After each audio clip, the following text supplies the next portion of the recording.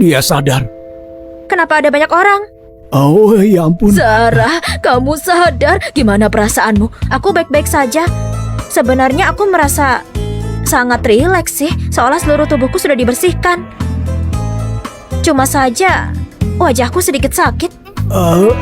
Tidak, ya, ini tamparan ini menghidupkannya kembali, dan satu tamparan lagi bisa menyadarkannya. Apa ini metode untuk mengobati manusia? Oh ya, Nona Zara, bolehkah aku memeriksa nadimu lagi? Oh, anakku, ini Dokter Haris, dokter terbaik di Kota Barat. Boleh?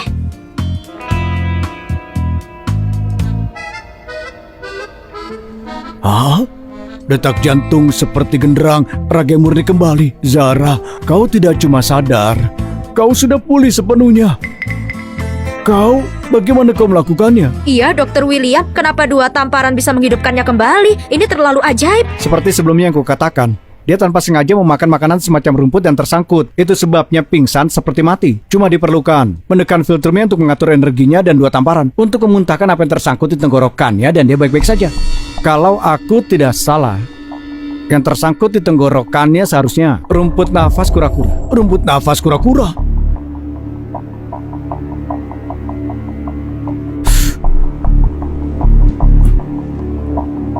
Benar, rumput nafas kura-kura. Tapi ramuan ini sangat langka di dunia, dan bahkan sangat sedikit yang tahu. Ini juga terjadi ketika tabib sakti sedang membimbingku, dan aku kebetulan melihatnya sekali. Tapi kau dokter hewan, bagaimana kau tahu ramuan ini? Tabib sakti membimbingmu? Iya. Kau pernah bertemu dengannya? Iya. Lalu seperti apa rupa tabib sakti?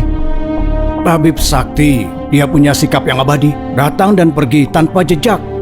Dia juga punya kesukaan, yaitu minum-minum. Minum-minum? Mungkinkah orang tua itu tabib sakti?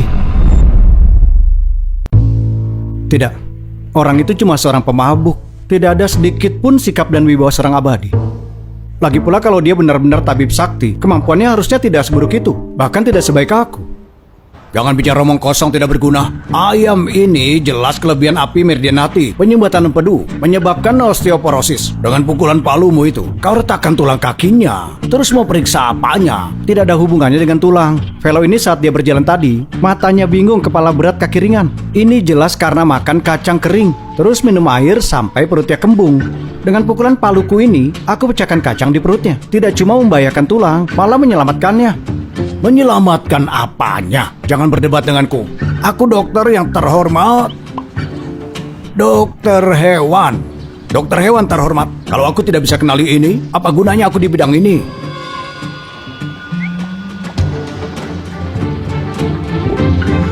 Palu Opalu. Dia berdiri sekarang. Anak ini benar-benar punya kemampuan medis yang tinggi. Kalau dia benar tabib sakti, dia bisa ajari aku ilmu kedokteran sudah cukup. Tidak perlu membuatku jadi dokter hewan. Dan juga mengobati 1000 hewan.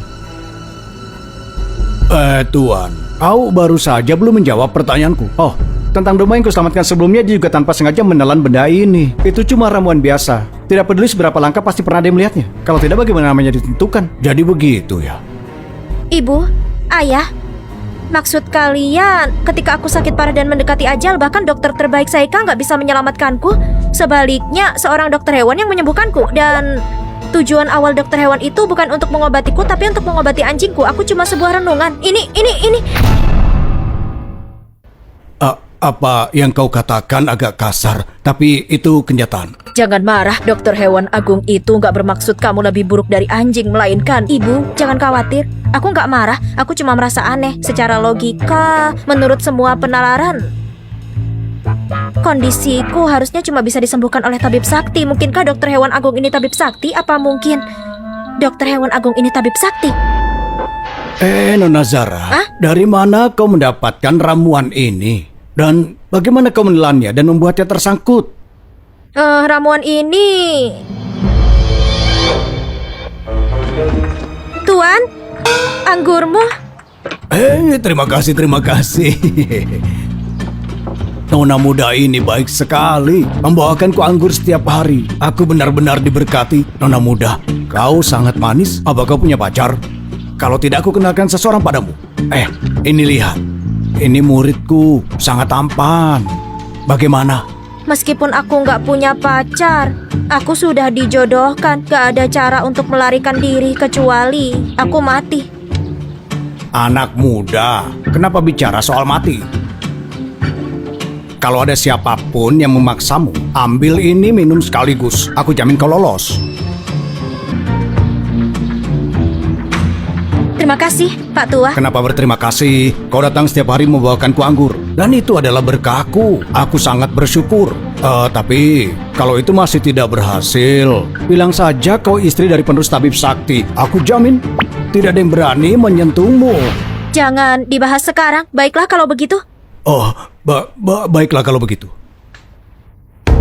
Kamu?